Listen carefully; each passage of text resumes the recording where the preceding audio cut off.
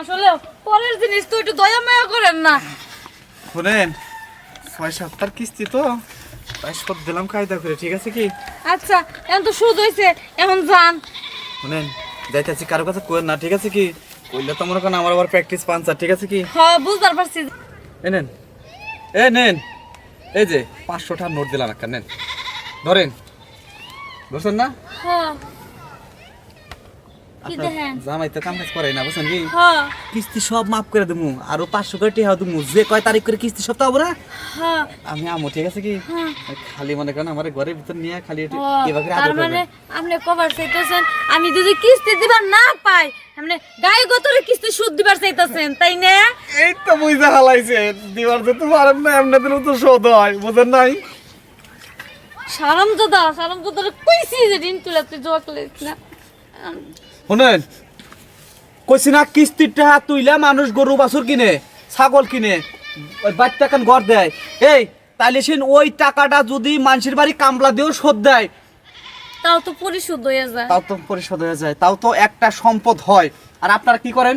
হ্যাঁ, এই কিস্তির টাকাগুলো আইনে এই যে এমনি এমনি খা যে ঋণ হন, আর তারপরের বার যে জায়গা জমিন বেচে বেচে শোধন, কামটা কি ঠিক করেন?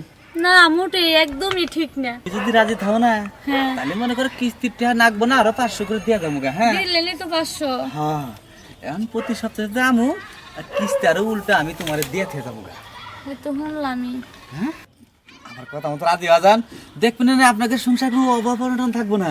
আর সুপি চাপে আমি যে টেহা দেবো, ঠিক আছে কি? প্রতি সপ্তাহে ওইটাই একটা কিছু করে লাগবে, বুঝেন নাই? বুঝছি, সবই বুঝি, তাহলে বুঝি তো সবই। তাহলে আহেন। জোর করে নিয়ে যাবেন?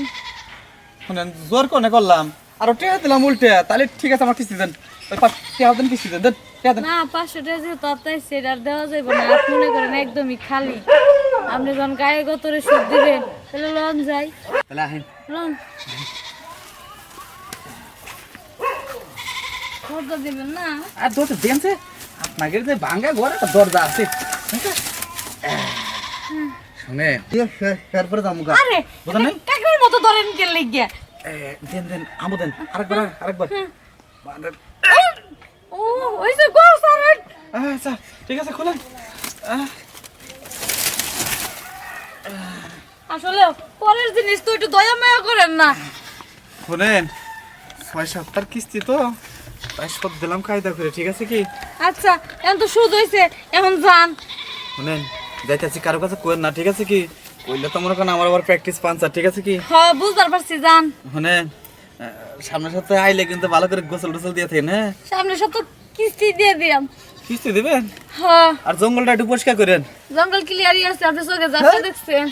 হারামজাদা দেখে আজকে বাড়ি তাই আজকে তোর লেগে আজকে আমার গায়ে কতরে সুদ দিল। তোর কাছে বসে এলে দেখলো তোর কপালে হোলা শুনতে পাইরে, সেটা যারা বানর জানি কোনে কার।